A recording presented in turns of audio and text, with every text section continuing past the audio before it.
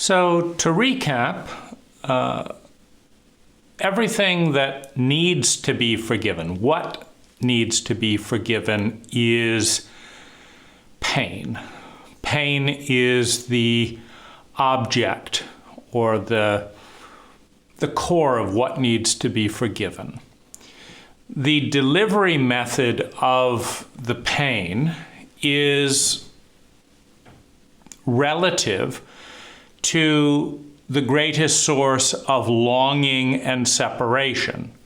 So pain is the separation from and longing for something, which varies somewhat uniquely, but is, since every human being wants to feel sustainably better and avoid feeling chronically worse, we know it's somewhere on that continuum.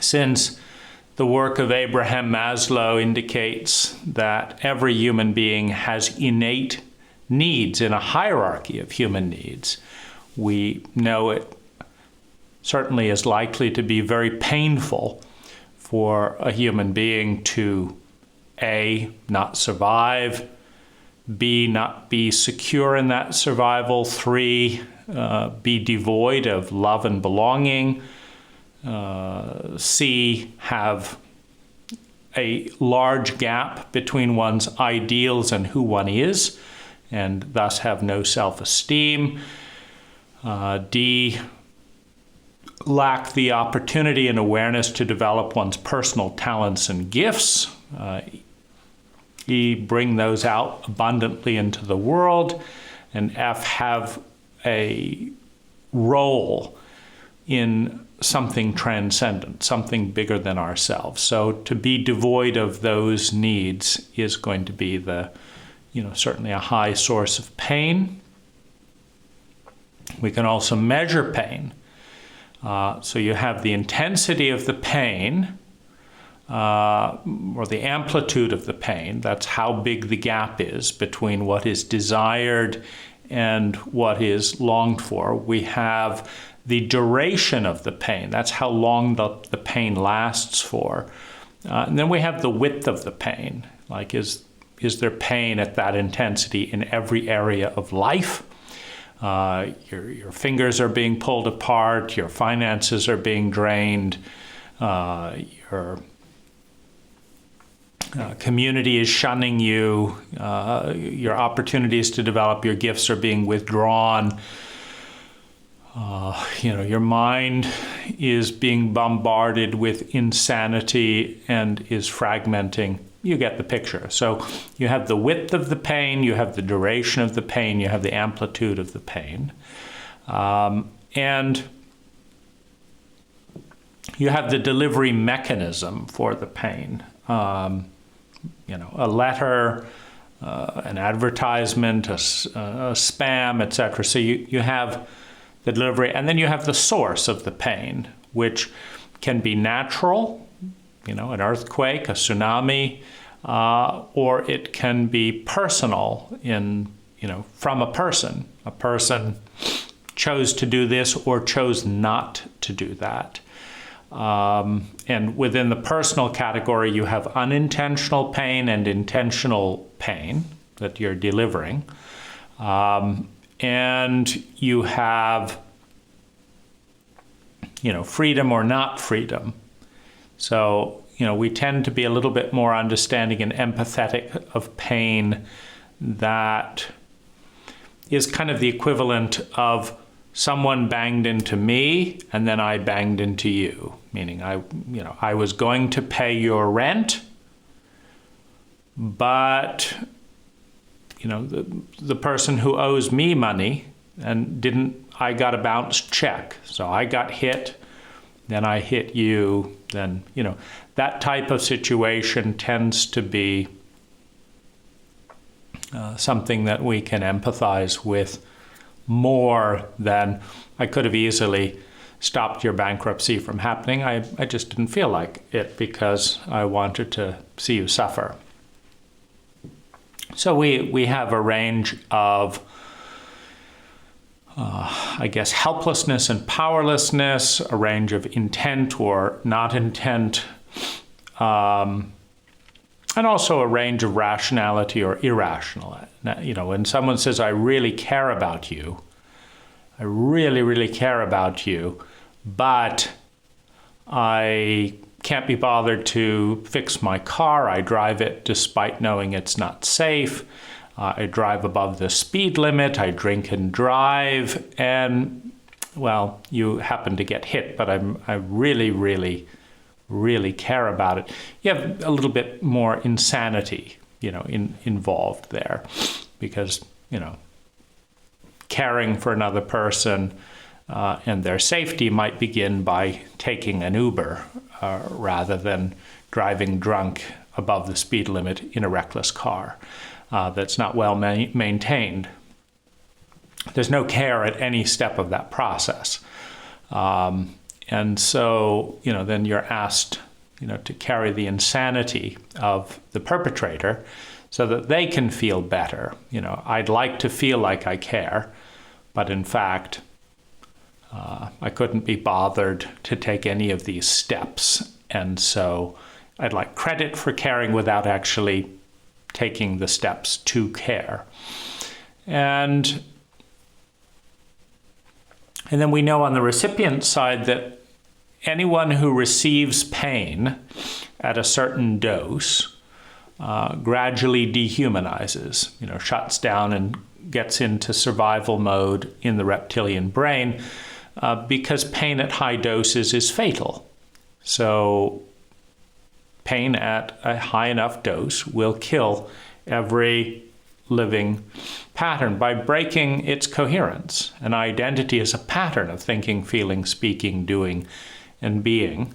And when energy intersects with that pattern at enough velocity, at enough intensity that the pattern disintegrates and is lost, the pattern of the body, of the social construct, of the philosophy, whatever it is, at a certain impact, all patterns shatter. And you have a loss of identity. Which brings us to an important point, which is that for the most part, it is the identity that is in pain. Meaning if there's no sense of I, there's no pain. Because in order to have separation from and longing for, you have to identify with a pattern of energy and dissociate from another pattern of energy.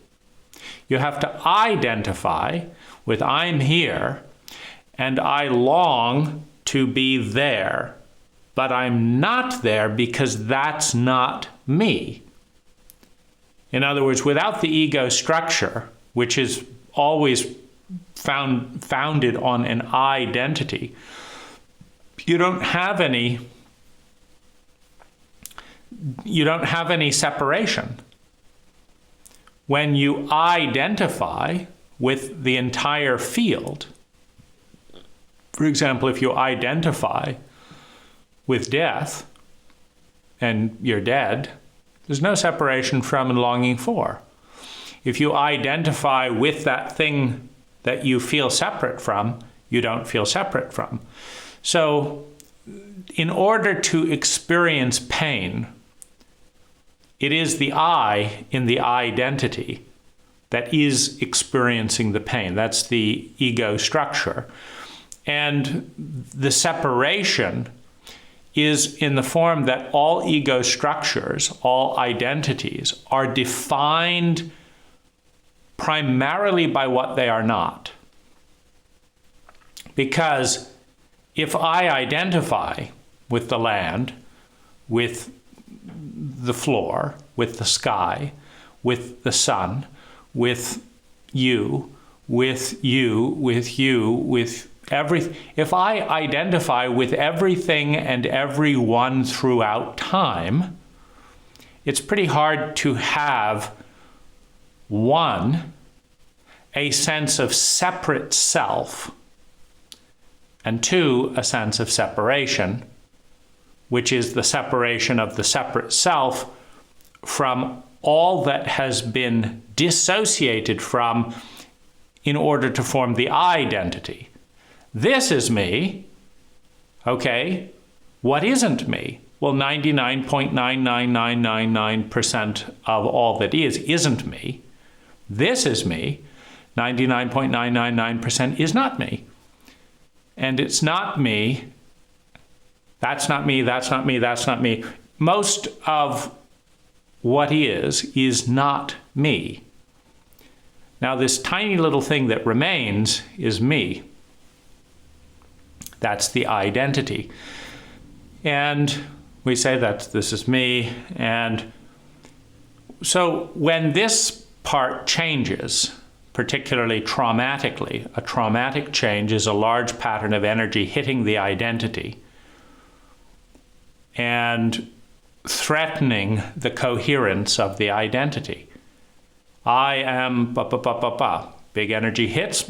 I'm no longer that. For example, you think of a bullet hitting the identity. It's a pattern of energy that is so intense that I can't think after being shot through the head.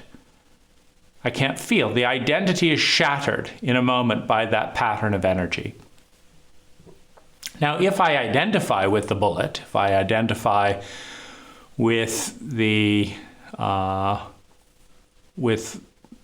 rifleman that shot the bullet, if I identify with the ground that I am put into, if I identify with it all, then no harm, no foul. Energy moved along, it changed things.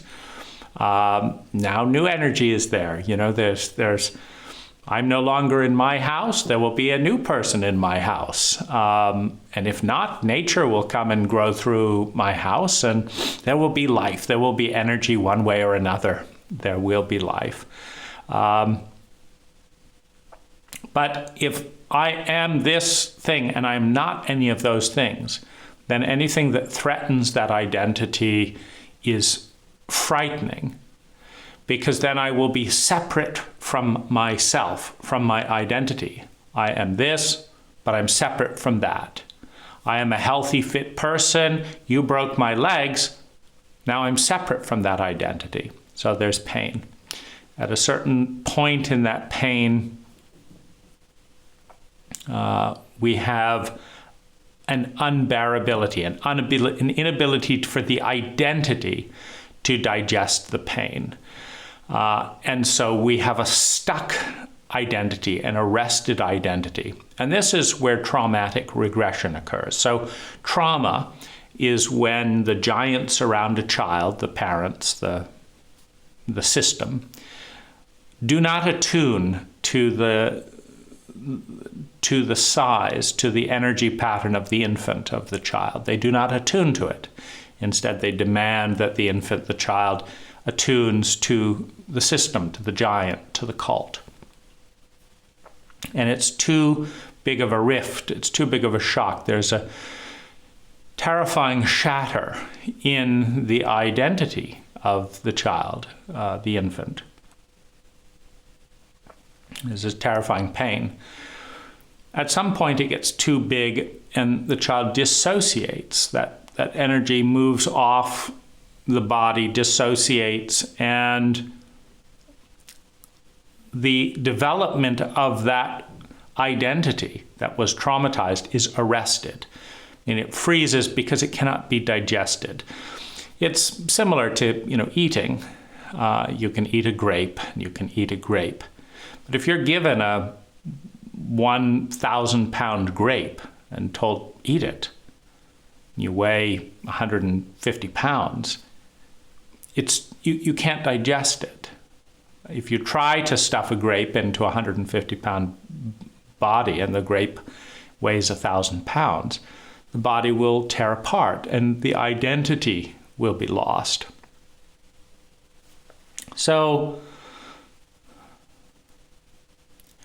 the unforgiven is first of all viewed through the lens of a certain identity, a certain pattern of thinking, feeling, speaking, and doing.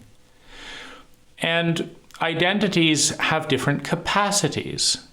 For example, if you believe that if you make a mistake, you will go to hell for all eternity, that's part of the pattern of thinking, feeling, speaking, and doing. You believe and think that, and you feel absolutely terrified that you will make a mistake and go to hell for all eternity, and you believe, concurrent with such a belief, that God, and thus the universe, the biggest giant that there is basically sociopathic. Because what type of person says, I'm going to create you, and I'm going to create you so that you're going to make mistakes. But as soon as you make a mistake, I'm going to torment you, torture you in the worst possible way for all eternity. Enjoy your life. That's not a friendly thing to say. That is something to be said with profound cruelty. Now, if you believe that, you've got an identity that is in relationship with a projected sociopath that is bigger than you, that is threatening you with the absolute terror of all that is. Well, one of the dynamics in Christianity is you'll go to hell for being homosexual, for being affectionate with another man.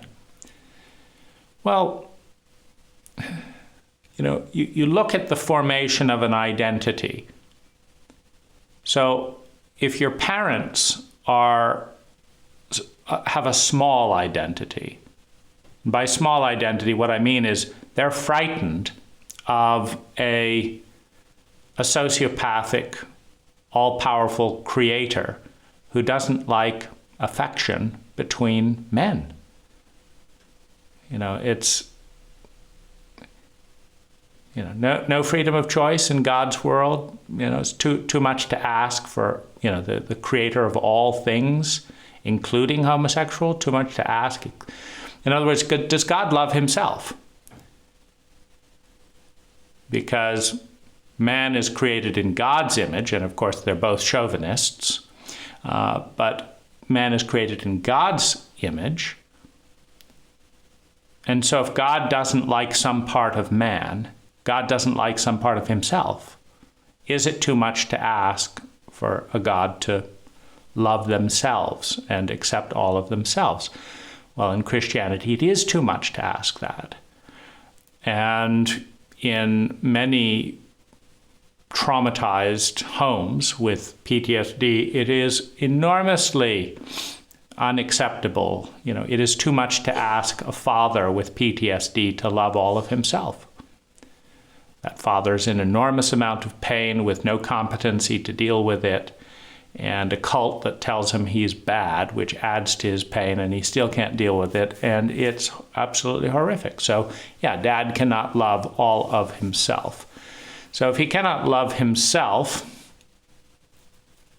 he also cannot love those people who draw out the parts of himself that he cannot love. So if he hits his child and he can't love himself in that area, he feels guilty.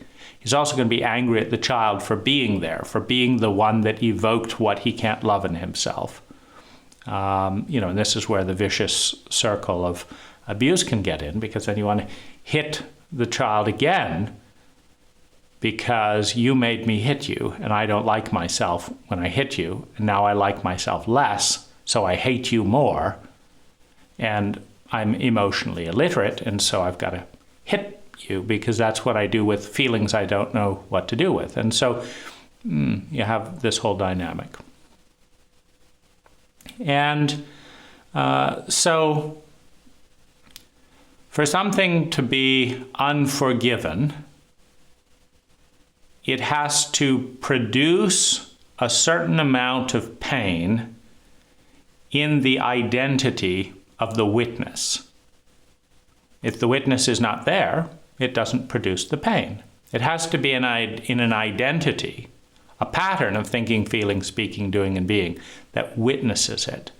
So, one of the reasons you can predict extreme cruelty towards homosexual men in a cult that believes that if they are affectionate with their own gender, they will be burned for all eternity and punished by God, that's a pretty big risk. I mean, if you're trying to find the big enough pain, well, first of all, you're saying that homosexuality is unforgivable by God. God is not big enough to digest the pain of that, which is kind of a little bit of a pity, because God doesn't seem to have any girlfriends. And, what's his sex life going to be if he can't spend any time with men either? If you are going to be, elevated up, and all you've got is your only son, there's no women in your life, it's like, no affection, God, no affection. It is a pity. But you have extraordinary pain. You have a pain delivery vessel, a pattern of delivering the pain. And then the witness, the identity that is in pain by whatever is happening there, has got to witness it, or there's no pain. And if, for example, you're terrified of being punished by a sociopath for all eternity for being affectionate towards another man, and another man approaches you affectionately, if you believe you will be condemned for the rest of your life for being affectionate, for the rest of eternity for being affectionate with another man, you can imagine how horrified you would be. Get away from me. Why? Because that affection has been coded to be translated not into what it is, affection, but as the doorway or the button that will start eternal hell. God is all loving, but he will damn you if you do this. It's a little bit crazy. And so if you want sanity, you will, of course, feel pain that you have an insane God. If you want sanity, you will experience enormous pain. And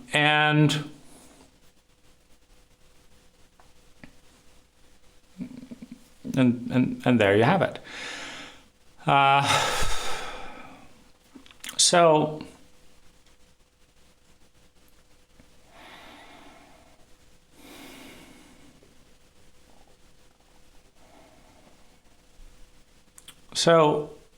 Unforgiven is a certain volume of pain that is beyond a certain identity's ability to digest that volume of pain. The capacity to forgive and the willingness to forgive, the capacity of willingness and the capacity of ability. So that's what Unforgiven is. But it's very identity specific, because in a room, one person can say, I was drunk and I killed this little girl. First I raped her, and then I realized, I'm going to lose everything and I didn't know what to do. And then I killed her, and then I realized I'll go to jail for murder, so I buried her. And, I feel horrified and terrified, and I cannot forgive myself. I just feel, I can't even go back to those memories. It's just horrible. So one identity says this in a circle of 100 people. And some people in that circle say, wow, that sounds really, really horrible. And wow, I can understand how that would happen. I've been drunk myself. I've felt bad after this, then, I understand how you went from there to here, and I can forgive you.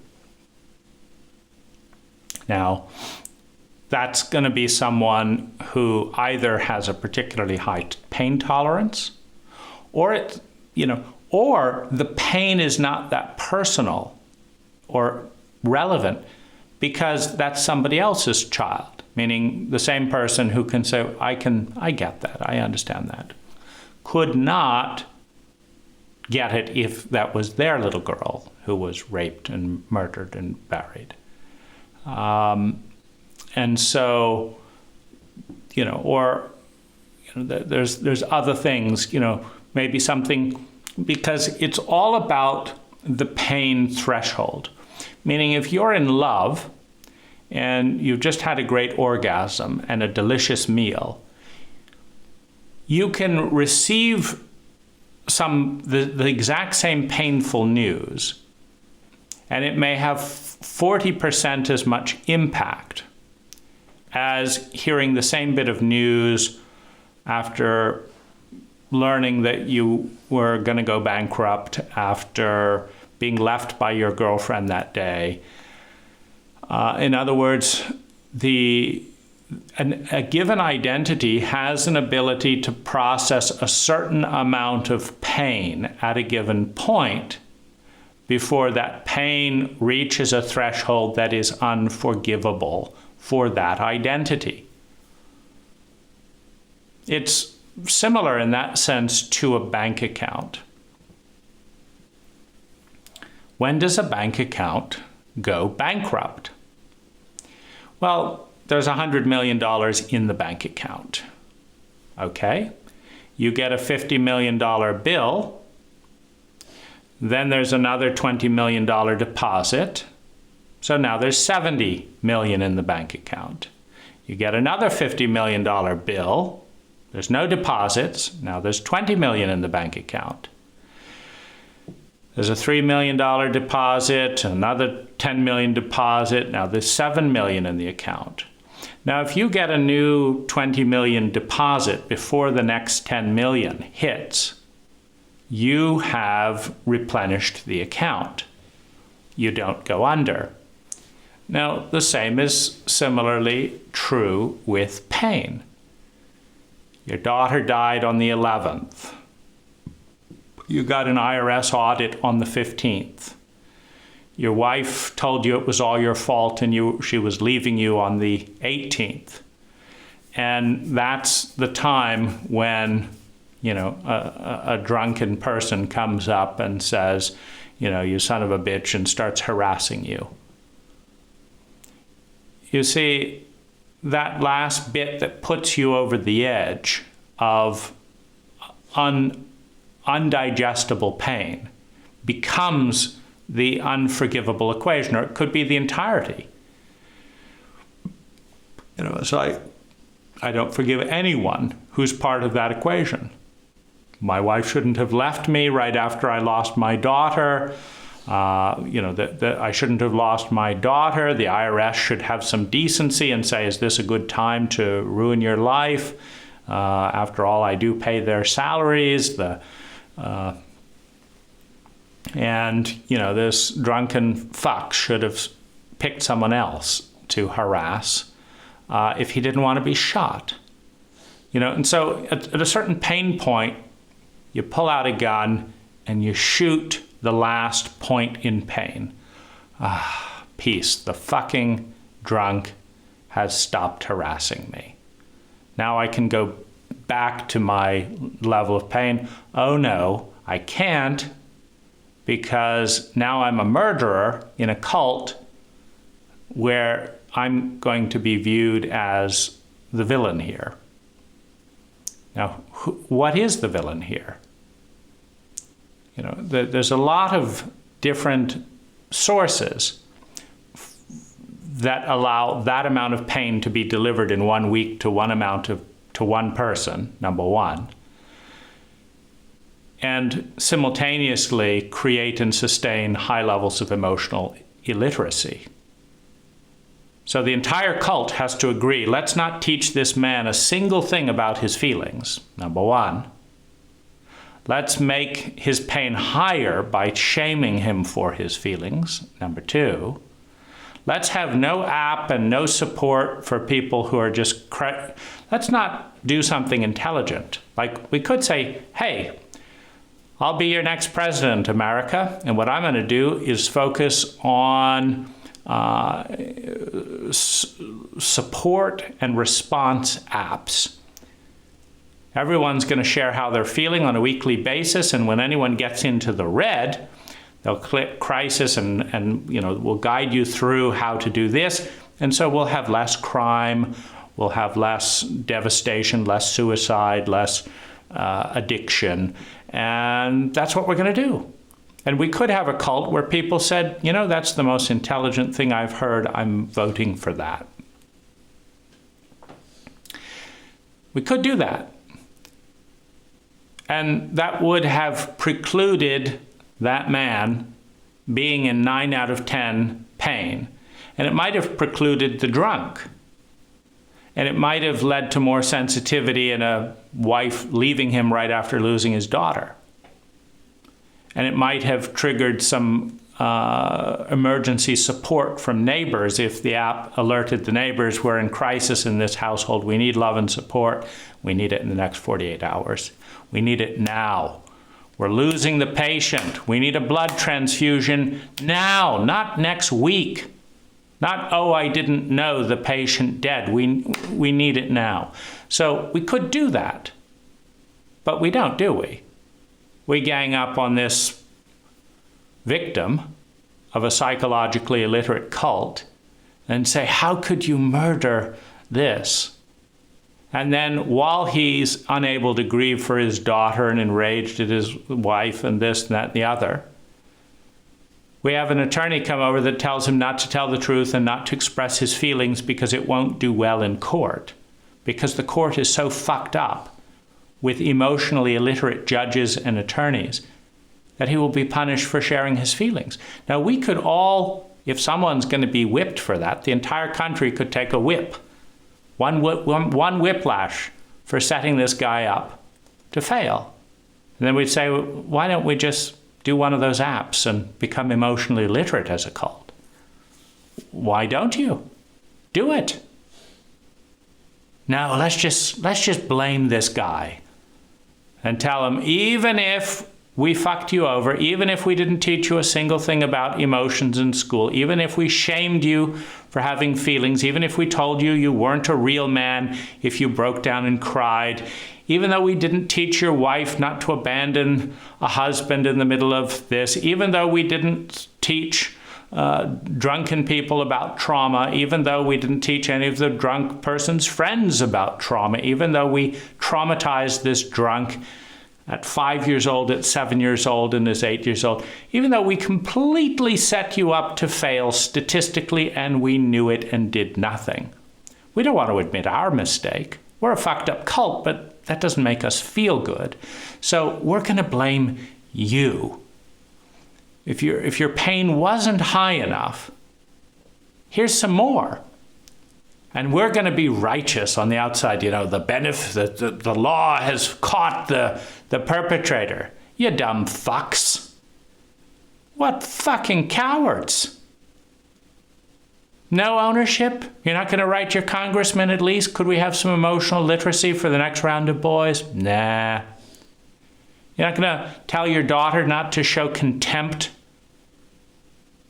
the person's needy feelings? Nah.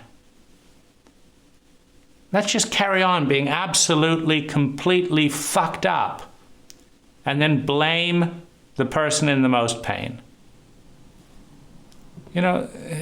When you realize, the depth of complicity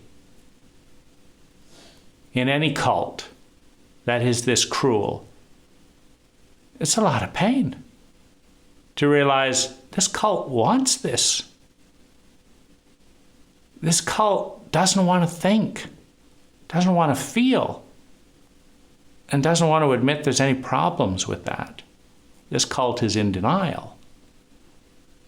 This is a fucked up cult that is fighting actively every effort to discover how fucked up it is because it doesn't want to be adult enough to change.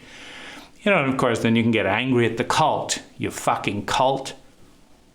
But who is the cult? Traumatized, ignorant, repressed, shame-based, terrified, lied to people who don't want to be punished. When they start right off hearing that God is going to punish them, you know, what do? You can have compassion up to a point, and then it's too much. There's a capacity like, wow, that's so horrible. There's a capacity up to a certain point, and then it's too much.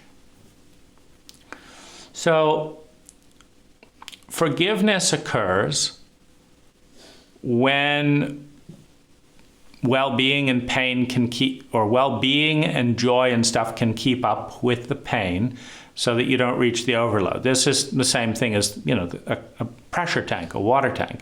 If you pour water in and you're letting water out at equal points, you're not going to explode. But if more energy is coming into the system than can escape the system is going to fail. The system is going to disintegrate. And that disintegration of an identity is what trauma is. The violent violation of an identity, a pattern of thinking, feeling, speaking, and doing, and being, the violation of that pattern by putting energy towards it, past its tolerance, past its capacity, and then exploding. This is this is what trauma is, and this is what pain is. And you see, the trouble is the I, the ego, the I identity cannot repair trauma. That's the one thing we need help with. Because if I am shattered by a force of energy that is bigger than me, bigger than I can digest, I cannot solve that problem. I need help to solve that problem. I can only solve problems that are of a size that my identity can deal with without disintegrating, without shattering.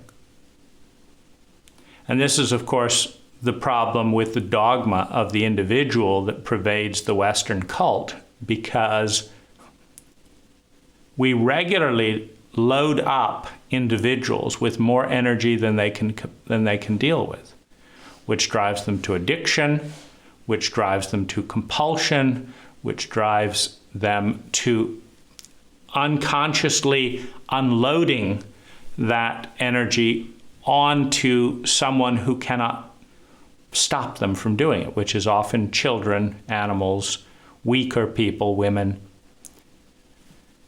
You know, if I'm getting this huge surge of electricity and it's frying my system, here, have it. You take it. I can't ground this. You take it.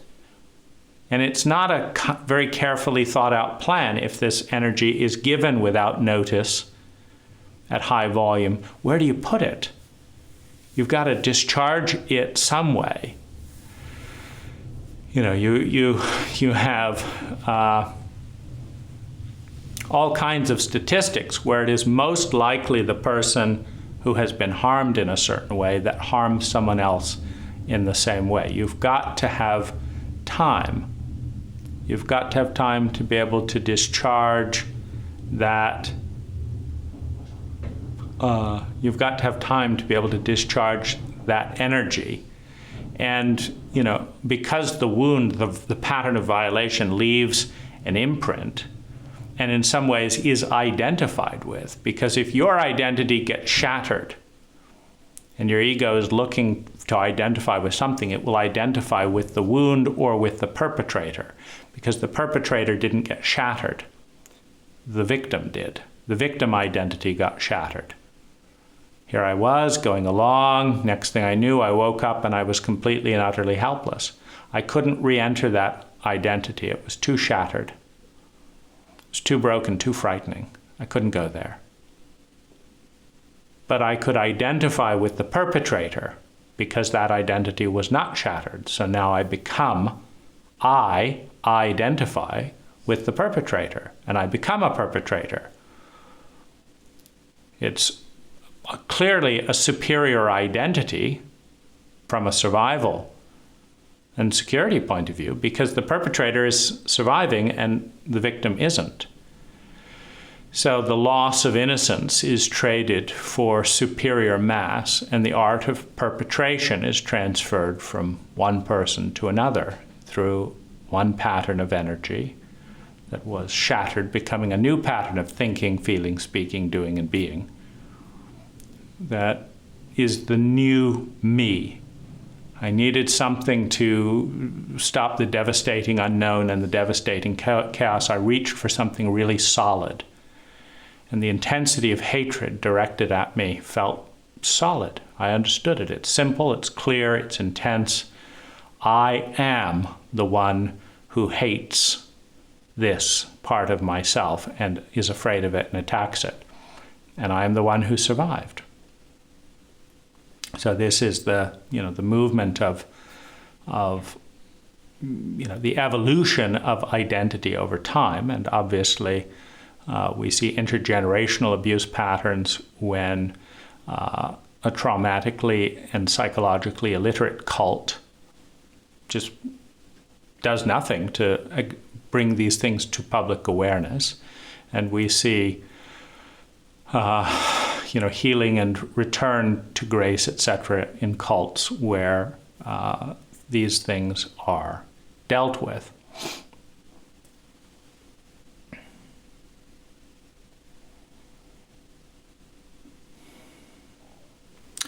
Continuing the theme of exploring unforgiving and the unforgiven,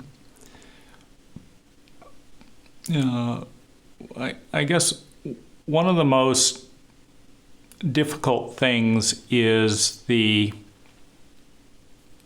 need to forgive oneself.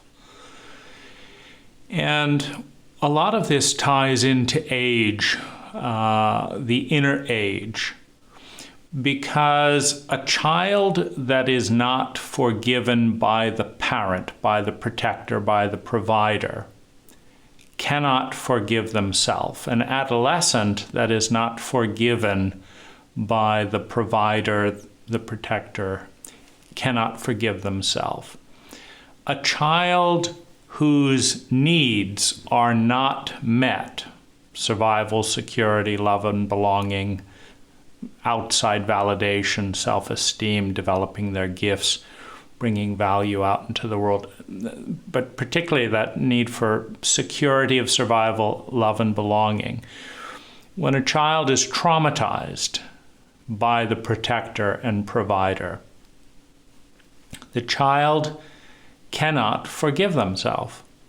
They cannot, and the adolescent cannot forgive themselves. The child will feel unlovable, self-hatred, may attack outwards, may attack inwards. The adolescent will feel deep humiliation and helplessness, self-hatred and hatred of the other. And what we're looking at is dependency leading to, well, we're looking at a dependent relationship that is in a high state of pain, leading to a sense of helplessness. And this is an intolerable state for a child, for an adolescent, because there's no out. A child can accept and love themselves in the behaviors that are accepted and loved.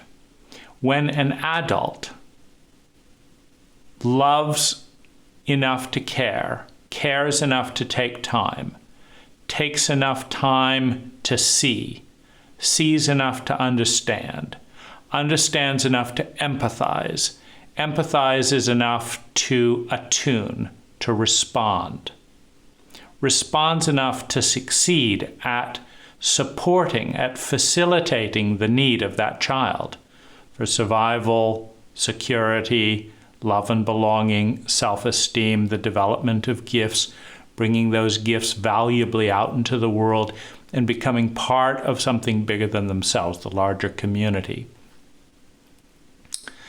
The child and the adolescent can love themselves in the area they are loved. In the area they are loved. And what the cult, what the culture, what the parent, the protector, the community, the government cannot accept, cannot love in that child, instead traumatizes, betrays, abandons, shames, humiliates, ignores, betrays, traumatizes. What is instead unloved and or violated, and particularly traumatically violated, the child and the adolescent can not only not love, but they hate themselves for the areas they are hated. If a child's helplessness and need goes unmet and is instead attacked with scorn, the child will internalize that and hate themselves for being needy. And you'll see this throughout the United States. You will see contempt of teenagers for needy children in themselves and in others, and you will see a disowning of that.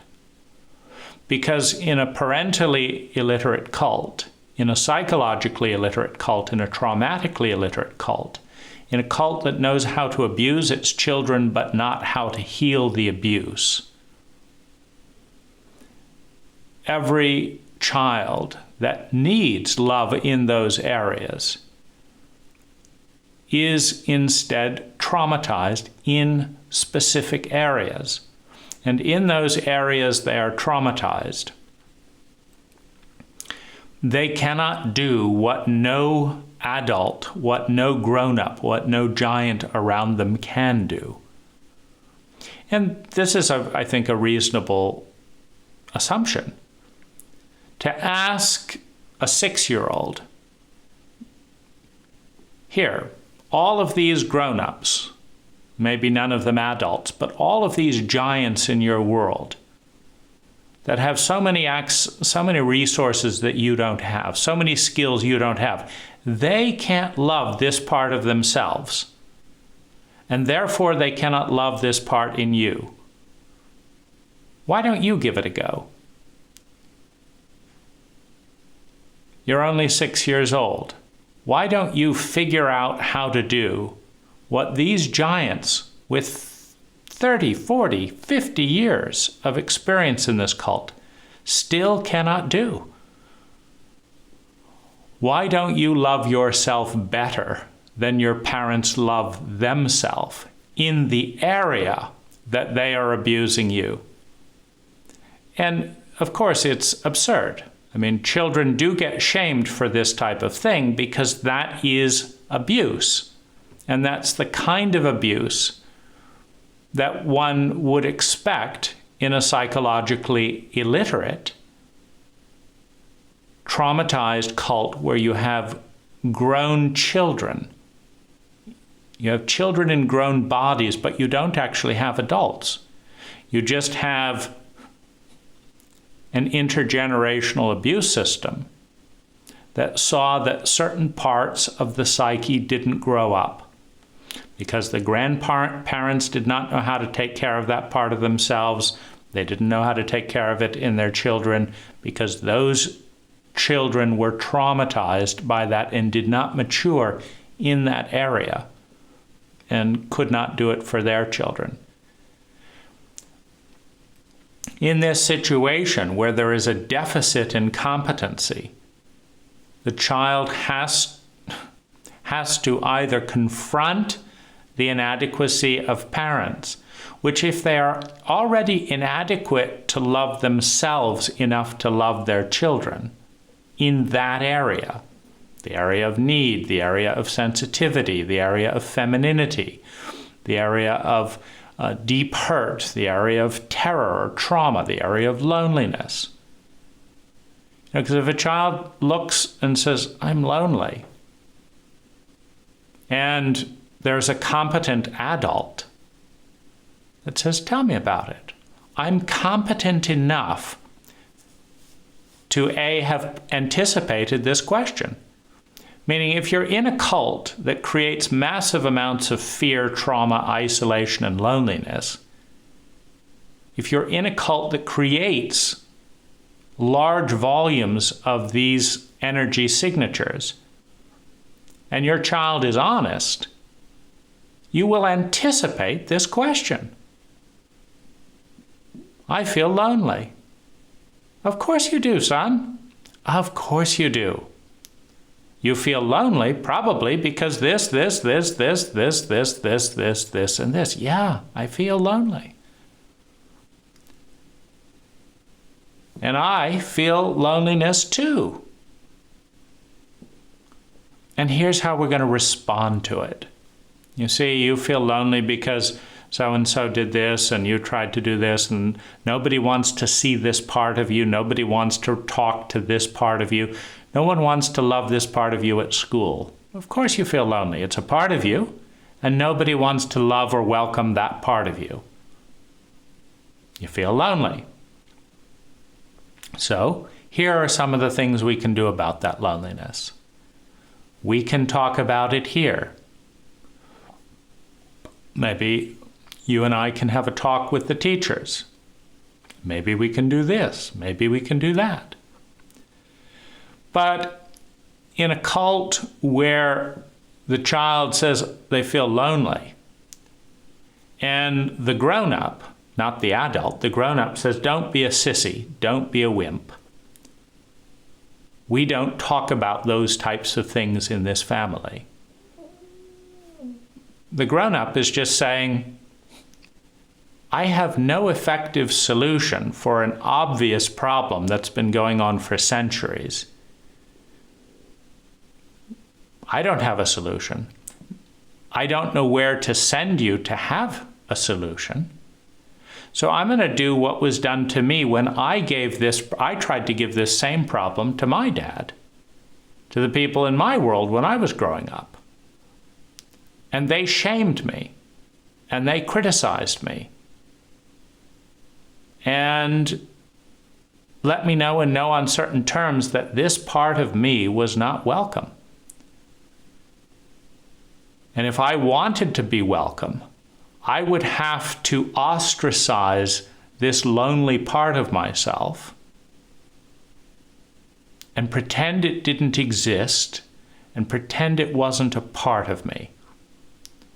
Now, what's the consequence of that ostracization? So first, the consequence of presenting a part of the self and having it pushed back. What is the consequence? I feel lonely, and my loneliness is rejected. I talk about my loneliness, and my words are judged. I present my loneliness, and I'm told to bury it. I'm told that as long as I will fit in with the status quo and pretend that this loneliness that is a part of me doesn't exist, then I will be welcome. Not the loneliness that is me, but the one who pretends it's not me. That part will be welcome. The authentic self can be shoved aside. The synthetic version, the PR version, that part can be welcomed. So you mean if I lie and pretend that that part isn't me, and I banish that so that that part of me feels even more lonely, then the one who's doing the banishing will be welcome. Yeah. Okay. You've just taught me that you don't have a clue how to heal loneliness, how to love loneliness, and that if I try and grapple with it in the family system, every part of me, will be scapegoated, punished, humiliated. I will be punished. Now, what have you just taught me, Dad? You've taught me that my loneliness is unlovable because I don't know how to love it, or I wouldn't be bringing it to you. And you not only don't know how to love it, you know how to bury it, to shame it, to make it worse. You don't know how to love the loneliness. You know how to bury it and make it worse. Now, when you look around and nobody else has any clue about how to love loneliness either, what you learn throughout your experience in childhood is that the lonely me is unlovable. Then you bring the part that feels weak and small. I'm being bullied. This is not working. This is not working. I don't know how to do this. I'm not small enough to fight giants yet, Dad. What do I do? And Dad does the same thing. We're not weak in this family. Don't you ever let me hear you talk about that. I don't like weak boys. I like strong boys. Aha. So you want me to bury that part as well. So my weakness is unlovable. I can't love it. You can't love it.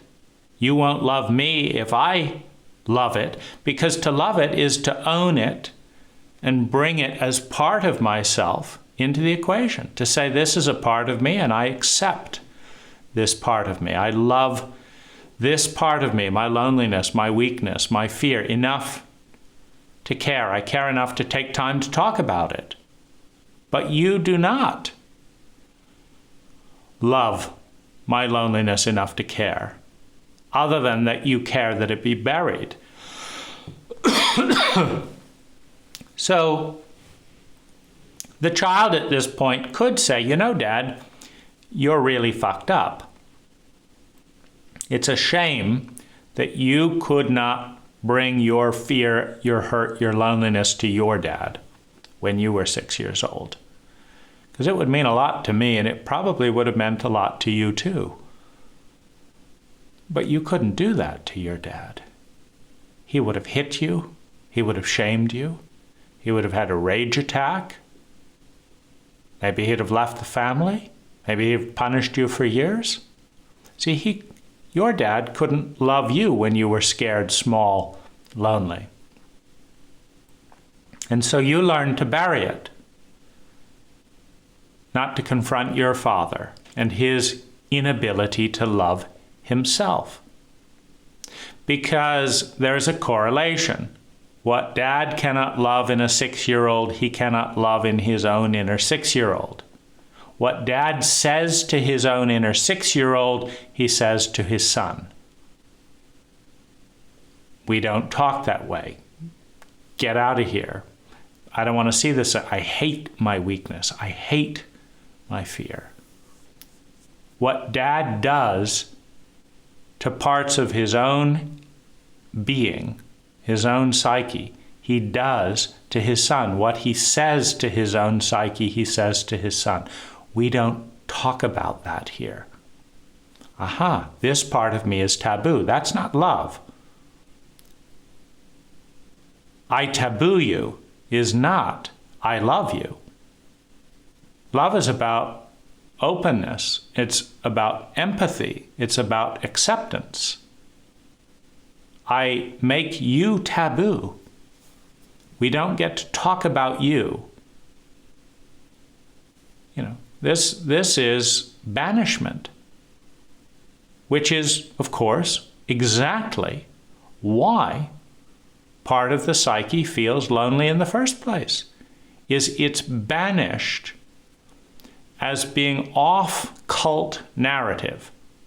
The cult narrative says we like people like this and like this and like this, and a part of the psyche emerges that doesn't fit the narrative. And the cult says you have to choose. You have to cut off this bit of yourself and throw it away, or we'll throw you away, that you're not one of us. Do you want to be one of us? Okay. Make the ritual cut. Disown. Become unloving towards this part of yourself, like we are to this part of you. Then you can join the cult. So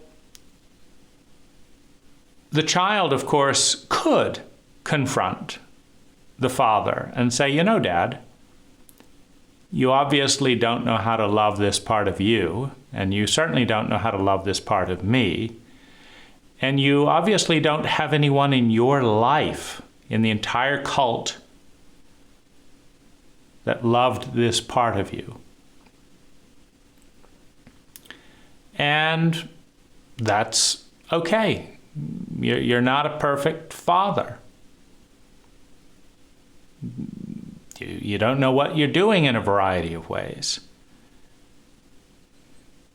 You don't know how to love. But I'm still going to hold on to this part.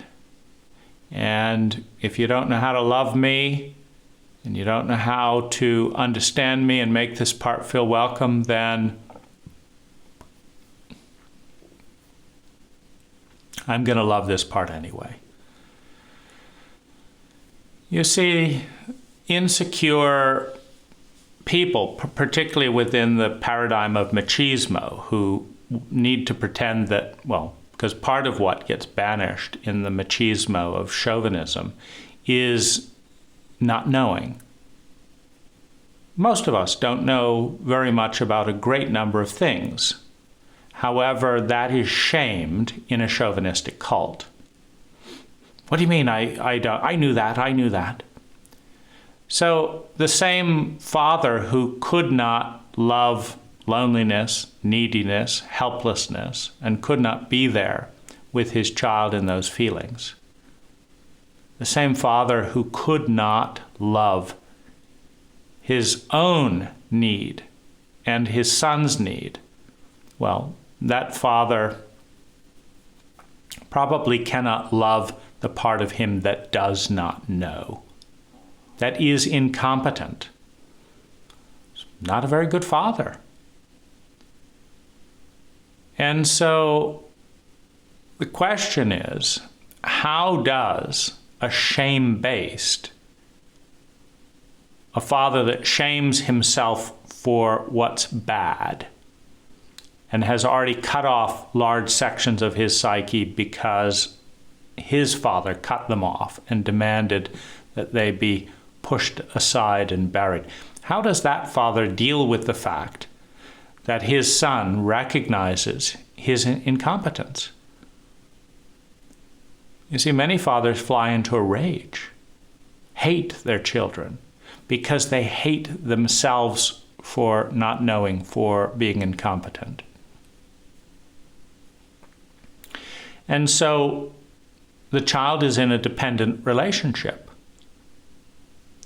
And so what the child does is, rather than bring up hostility, hate, and rage in a father that doesn't know how to deal with that either, what the child does is mirrors the father. Okay, Dad, I'll hide and disown myself. I will not love myself. And rather than point out that, it's rather barbaric and inhumane, highly sociopathic, not very emotionally intelligent, not a very good policy, frankly. When I feel embarrassed and ashamed that I had to bury so much of myself, I'm going to say that I'm a bad person. Now, I know I'm a bad person because I still have some connection to my need that I know is hated in my family. I still have some connection to my fear that I know is despised in my family. I still have some connection to my loneliness that is looked down on with contempt. And so I know the real me is hated, looked at with contempt, judged, punished, harshly treated. The real me is not welcome here, is not good enough to be loved by the deity, by the protector, provider.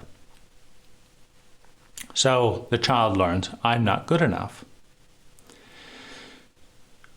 Now, when the child learns that, a part of them stays regressed.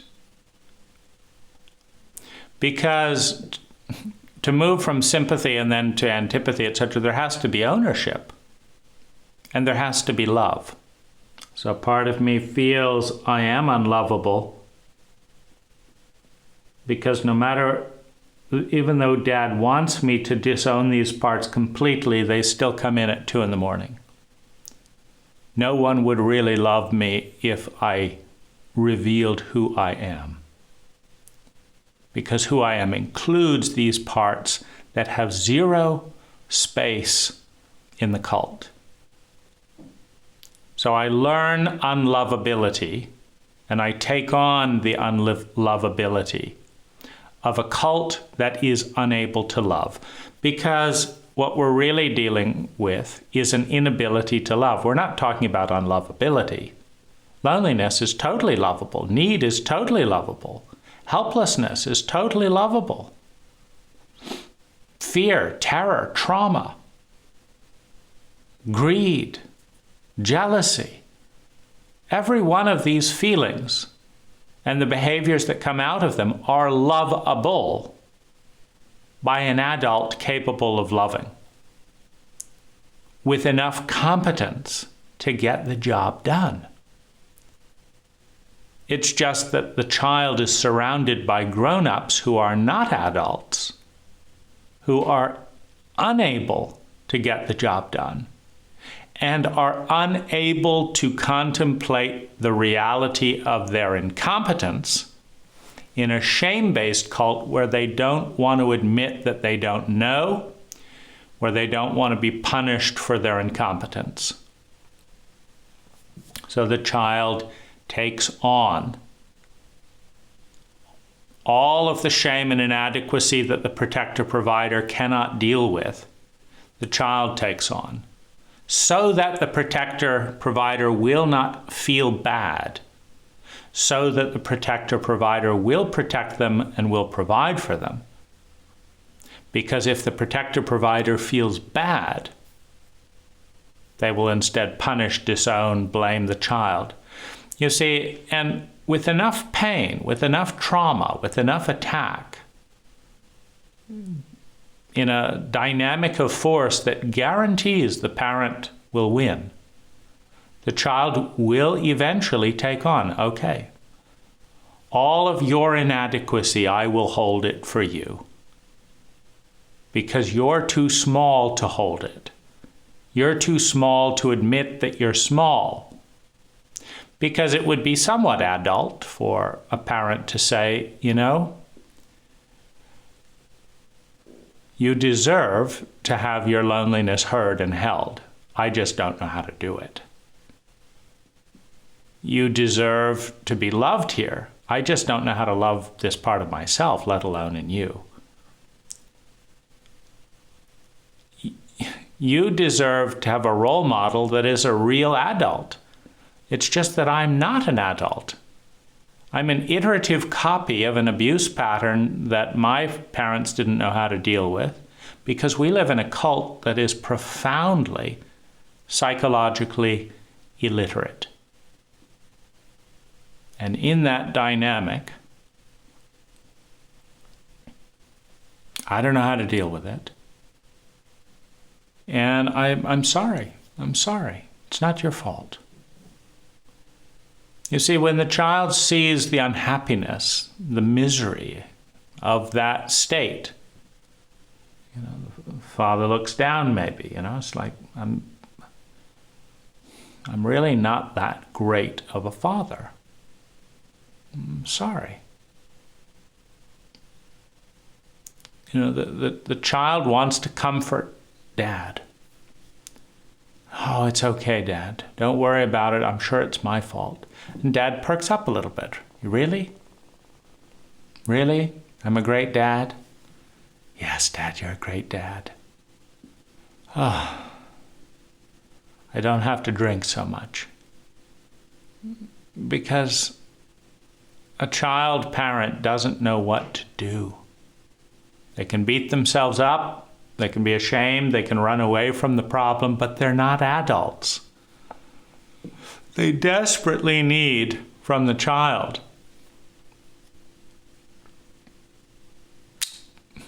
validation that they're good, that they're the deity. There's also a certain symmetry, that, Dad did this for his father. And so one of the problems when one person stops taking abuse that a whole generation has taken for, some hundreds of years, generations have taken this abuse from their parents.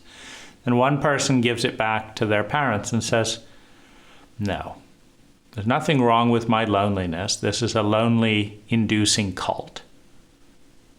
There's nothing wrong with my fear. I'm afraid of pain that is rampant and predisposed to happen in this cult. I'm afraid of trauma repeating itself that has already hurt me a lot. There's nothing wrong with my fear.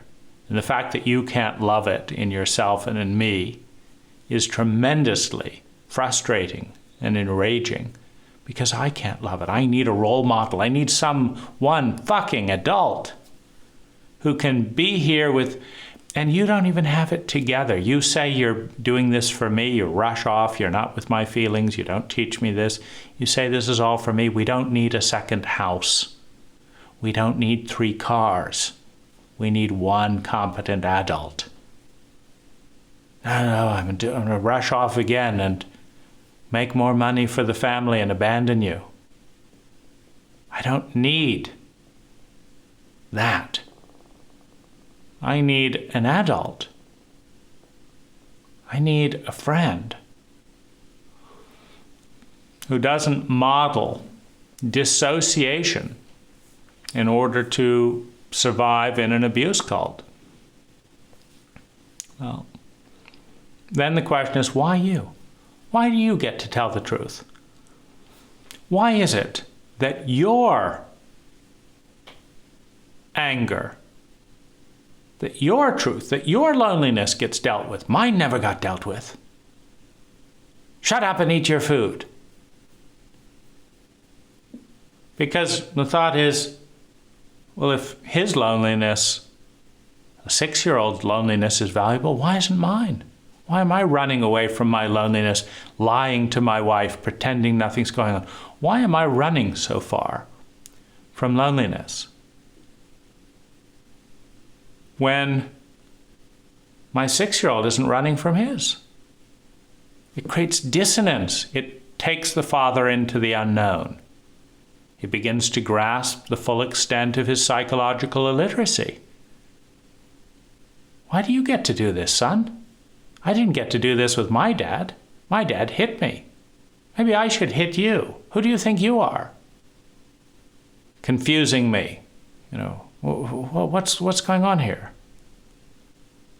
Go talk to your mother. I'm not, and father can just abandon, leave the son. Like, don't leave me, Dad. Okay, we'll play it your way. I'm a bad boy.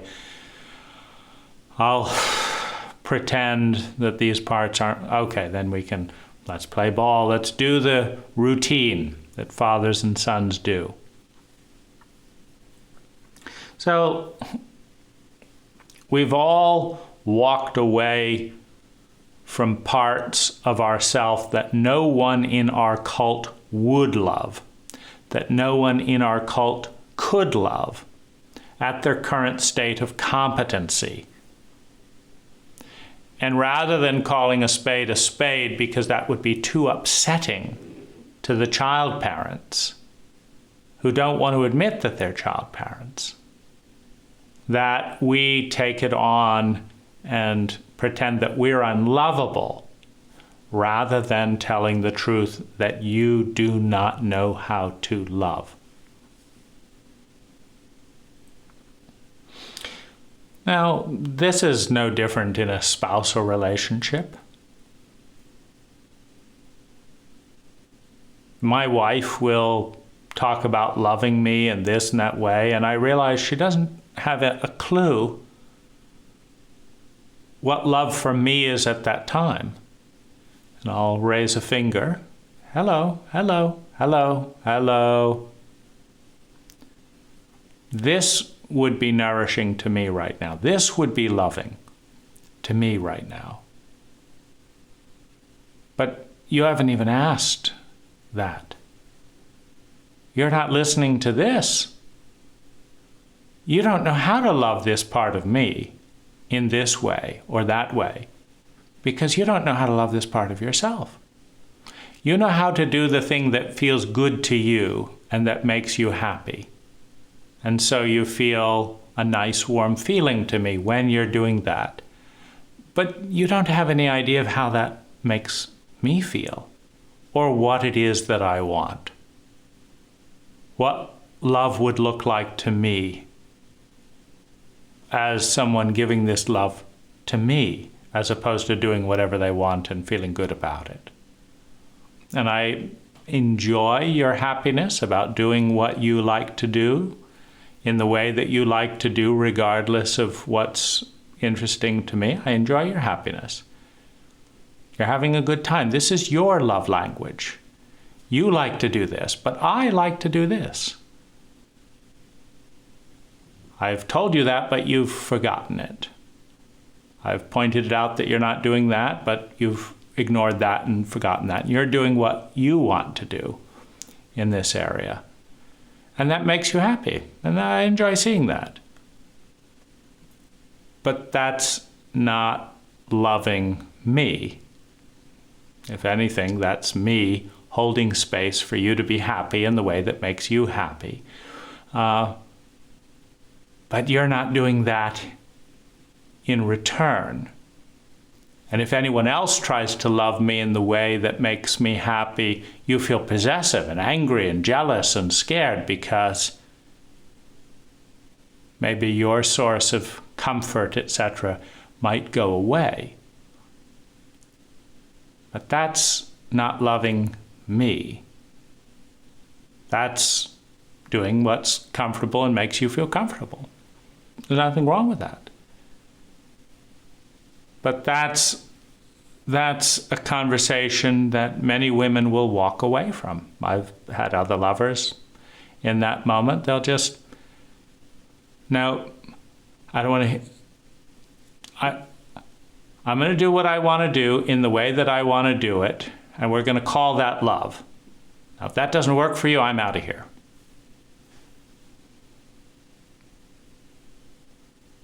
I'm going to do what I'm going to do in the way that works for me. And we're going to call that love. And if that doesn't work for you, I'm out of here. Well, that's a parent incarnate in a scarcity mentality with a low level of competency, who's cross-wired, whatever, narcissistic self-absorption with love. It's not love.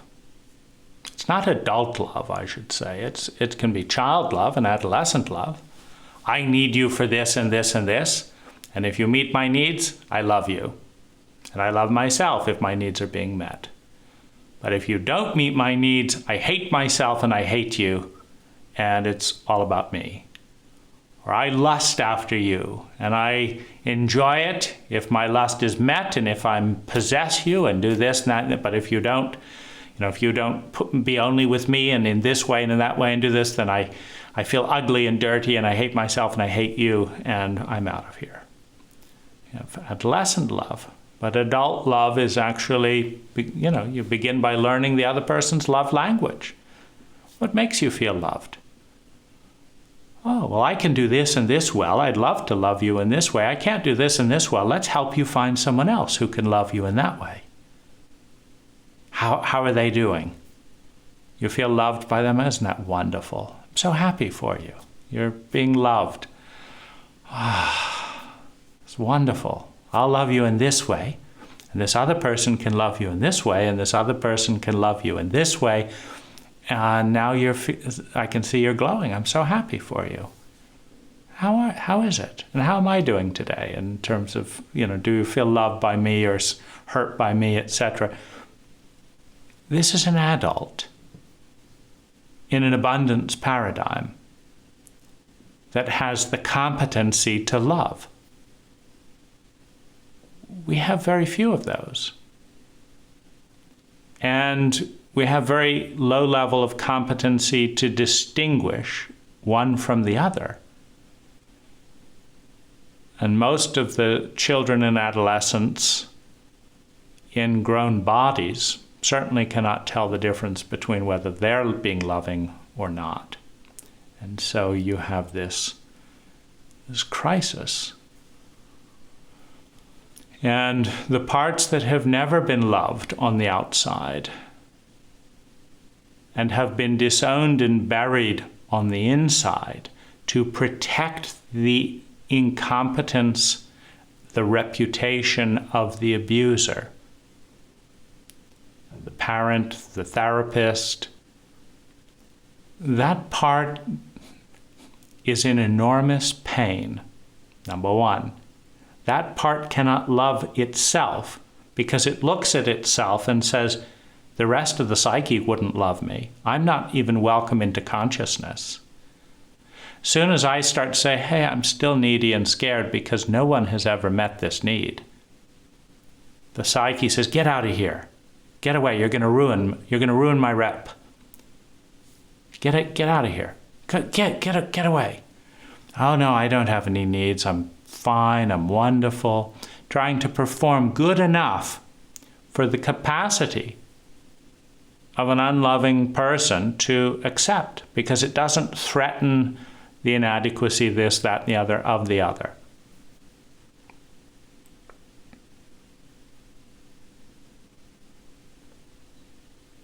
In so many romantic relationships, both people are carrying heavy shame in a paradigm where inadequacy deserves to be punished. Where inadequacy is a shame, shames must be banished and punished.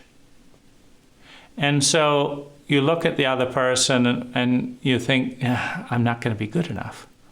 And so you reject them because I don't want what I'm not good at coming up in the relationship.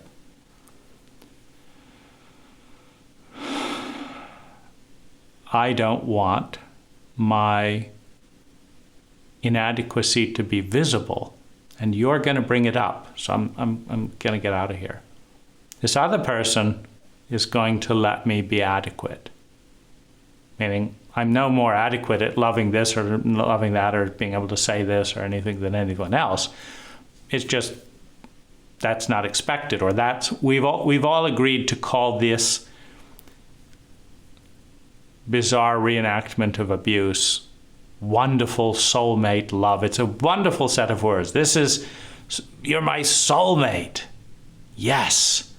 And we just don't talk about the fact that maybe soulmates don't usually lie to one another, but we are. And maybe soulmates actually ask how the other is doing, but we don't ask and we don't tell, because it would ruin the facade that we're soulmates.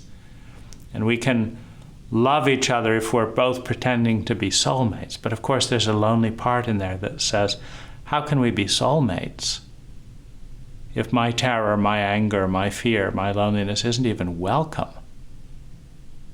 If as soon as I show up, you say, I thought you were my soulmate, get out of here. Soulmates are warm and friendly. They don't have any loneliness. Are you saying that I'm not soulmating enough because you've got a lonely part that, yes, I'm saying that. This isn't a full mating of the soul. You haven't even grasped the buried parts of me, let alone the buried parts of you, let alone learn to see them, let alone learn to love them. So how are those parts loving each other? They're not. Well, I'm going to go find someone else who doesn't bring up these upsetting details, because I am a soulmate, and I'm looking for a soulmate, and I'm ready, I am a soulmate. Goodbye. Well, they hear again, no one will love us if we come out. It's quite the challenge. How do we become an adult when we are raised by children? What does it mean to be an adult? How do we love the parts of ourselves that we have learned since birth will get us hated, feared, and despised? And how can those parts who have been banished for decades by every single person, how can they forgive at the level of pain that they're in? We hate them, the ones we are incapable of loving. And they, in turn, hate the facade. Look with contempt. You call yourself spiritual, you call yourself a lover, you piece of shit. It's despicable. Look at your lies. Look at your this. So there's a rebellion from within the psyche at the hypocrisy of leadership within the psyche, because who's leading the psyche in a shame-based cult? In a shame-based, traumatic, scarcity, sociopathic and emotionally illiterate cult, the one leading the show is the performer, is the liar, the one that says, oh, I'm great, I'm feeling great. That's the one leading the show.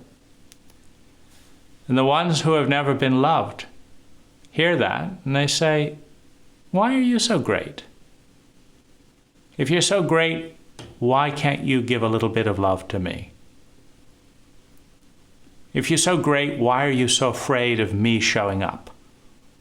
And you have the play out in the family system, the performer, the politician who doesn't want their children coming into, don't talk about this, don't talk about this. You're the President of the United States. It's really so bad that the truth be known, that'll topple your whole thing. Shut up, don't talk about that here. Get them out of here, pay this off, do this. So you can see the dynamic. There's no adult there. There's a performer. And there's bitterness, envy, hurt, hate, maybe love and loyalty. Okay, I'll stay in the shadows, carrying your lies, your incompetency, because you don't know how to bring me out into the open and honor me. And so